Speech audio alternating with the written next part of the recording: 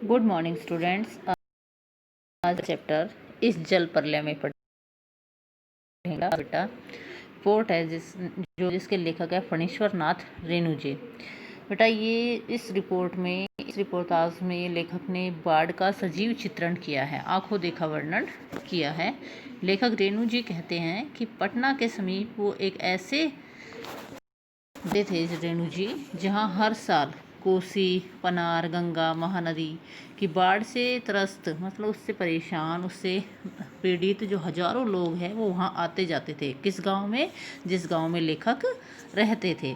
ऐसे लोगों की भीड़ और बंजर भूमि पर जानवरों के चरते झुंडों से बाढ़ से भयानक जो स्थिति थी उसको देख करके बाढ़ के बारे में अंदाज़ा लगा सकते हैं कि उस समय वहाँ कैसी बाढ़ आई होगी। ये जो चैप्टर है बेटा जल प्रलय में, इस चैप्टर में लेखक ने अपने आंखों देखे बाढ़ों का वर्णन किया है। तो उन्होंने बताया था कि 1967 में 67 में भयंकर बाढ़ आई थी। तब पूरे शहर और मुख्यमंत्री का जो निवास स्थान था वो भी पानी में डूब गया था। पानी में डूबने की उसकी भी जो वो खबरें थी वो भी चरम सीमाएं पर थी।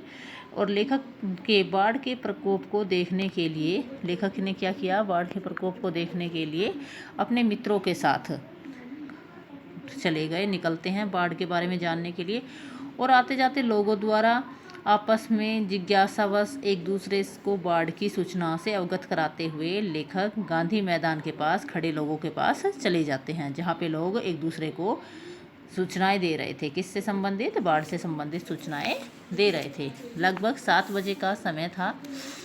7 बजे जो लोग हैं वो पान की दुकान पर जा रहे थे, क्योंकि उस समय टीवी वगैरह की सुविधाएं सभी घरों में उपलब्ध नहीं थी। तो लोग क्या कर रहे थे, एक पान वाले की दुकान पे ही ट्रांजिस्टर लगा हुआ था जिस पर वो बाढ़ की खबरें, उसका समाचार सुन रहे थे। तो इसलिए पान वाले की जो बिक्री है वो बढ़ गई थी। लोग वहाँ खड़े थे, पान खरीद रहे थे, खा रहे थे और खबरें सुन रहे थे। जो समाचार था वो बिल्कुल दिल को दहला देने वाला था कि लोग जो पानी है वो लगातार बढ़ता जा रहा था। अचानक पान वाले की जो बिक्री है वो बढ़ी गई थी। लेखक बहुत दुखी था। सभी लोग कह रहे थे कि इस बार पटना डूब जाएगा, कि इतना पानी, इतनी बाढ़ का इतना पानी आ रहा है कि जिससे पटना है वो डूब जाएगा और जो पटना वाले के लोगों के जो पाप हैं वो धुल जाएंगे। लेकिन जो लेखक था वो सबसे ज़्यादा दुखी हो रहा था। जब लेखक अपने फ्लैट में घुसे तो उसे लाउड स्पीकर से एक गाड़ी घोषणा कर रही थी कि ऐसी संभावना है कि रात के 12 बजे तक क्या हो जाएगा बेटा? रात के 12 बजे तक पानी जो है वो लोहानीपुर, कंकड़बाग, राजेंद्र नगर में घुस जाएगा, अतः सावधान हो जाएं। लेखक सोना चाहते थे परंतु उन्हें नींद नहीं आ रही थी। क्यों नहीं नींद आ रही थी? क्योंकि उनके दिमाग में बाढ़ की टेंशन थी, परेशानी थी। इस प्रकार क्या हुआ, लेखक को अपनी नींद नहीं आ रही थी तो उनके दिमाग में पुरानी यादें जो हैं उनकी वो तरोताज़ा हो गई। क्यों हो गई? क्योंकि उन्होंने बचपन में भी कई बार बाढ़ के दृश्य देखे थे। वो सब बातें उन्हें याद आने लग गई। तो अब उन्होंने जो पुराने दृश्य जो उन्होंने देखे थे, जो उनके बचपन के बाढ़ के जो दृश्य थे, उन दृश्यों का भी उन्होंने वर्णन किया है। वो कह रहे हैं कि जब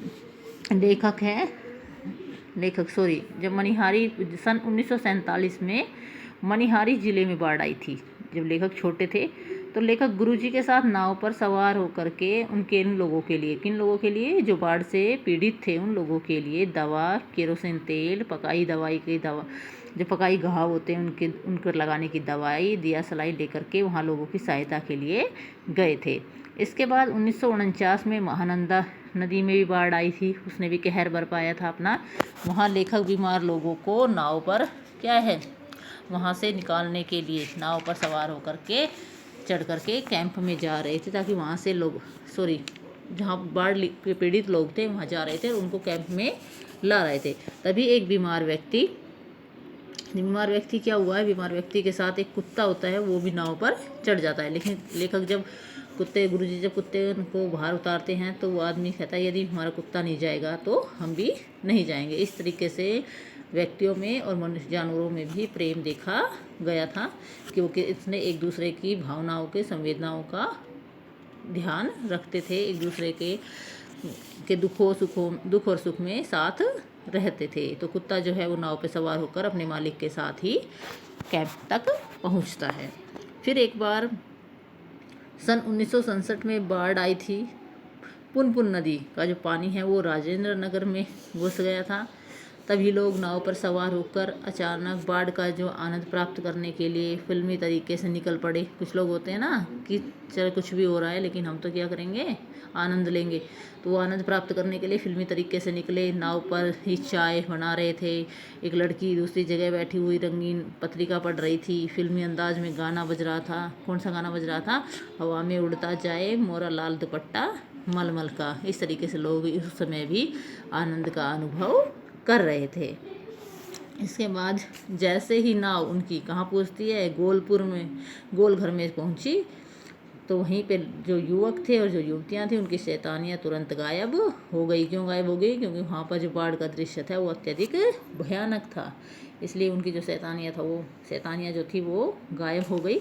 और रात को 2:30 बजे जब लेखक को नींद आई, क्योंकि लेखक पूरी रात क्या करता रहा, अपने बचपन के दिनों को याद करता रहा। लेकिन जब सुबह 5:30 बजे लोगों ने उन्हें जगाया तो पानी जो है वो मोहल्ले में दस्तक दे चुका था। अर्थात जहाँ लेखक रहता था वहाँ पर पानी आ चुका था।